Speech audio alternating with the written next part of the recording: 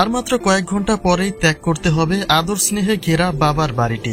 যে চাপা কষ্টে একা ঘরে বাবার স্মৃতি নিয়ে কাঁদছিলেন মেহজাবিন, ঠিক সেই মুহূর্তে চুপিসারে ঘরে ঢুকে নতুন বউকে চমকে দিয়েছিলেন রাজীব। তিনি আগে থেকে বুঝতে পেরেছিলেন বিয়েটা আনন্দের হলেও মনটা ভালো নেই তার সেই প্রিয় মানুষটার, যেটা সাধারণত বিয়ের আগ মুহূর্তে প্রত্যেকটা মেয়ের সঙ্গেই হয়।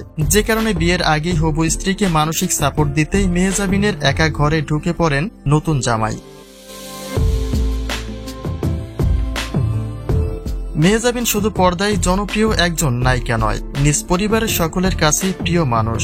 আর সেই ভালোবাসার মানুষগুলিকে ছেড়ে থাকার কথা ভাবতেই অঝরে কেঁদেছিলেন মেহজাবিন। যদিও এখনকার যুগে হাসতে হাসতে কবুল পড়ে নববধূরা, তবে সকলের মাইন্ড সেট আপ তো আর একরকম নয়। কবুল পড়তে গিয়েও চোখের অশ্রুতে ভেসেছিলেন মেহজাবিন চৌধুরী।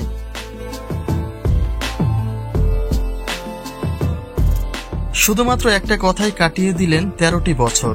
আর সেই বিশ্বাসেই একে অপরের প্রতি আস্থা রেখে সিদ্ধান্ত নিলেন বাকিটা জীবন একসঙ্গেই কাটানোর।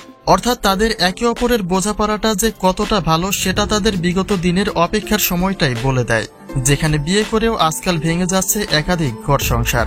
আর সেখানে শুধুমাত্র প্রেম করে কাটিয়ে দিয়েছেন 13টি বছর, যা ভালোবাসার একটা ইতিহাস রচনা করে দিলেন মেহজাবিন চৌধুরী। অথবা নিজেদের প্রেমের পূর্ণতায় তাদের সঙ্গে গোটা নাট্যপ্রেমীরাও খুশি। এই জুটি যেন কোনোদিন না ভাঙে, সেই দোয়াই শুভাকাঙ্ক্ষীদের। এক যুগের প্রতীক্ষায় যে ভালো মনের পরিচয় তারা দিয়েছেন, তাতে নিশ্চয়ই দাম্পত্য জীবনের সুখটা তাদের অনিবার্য। বিয়ে মুহূর্তের খুশিটাই বলে দেয় তারা একে অপরের প্রতি কতটা নির্ভরশীল।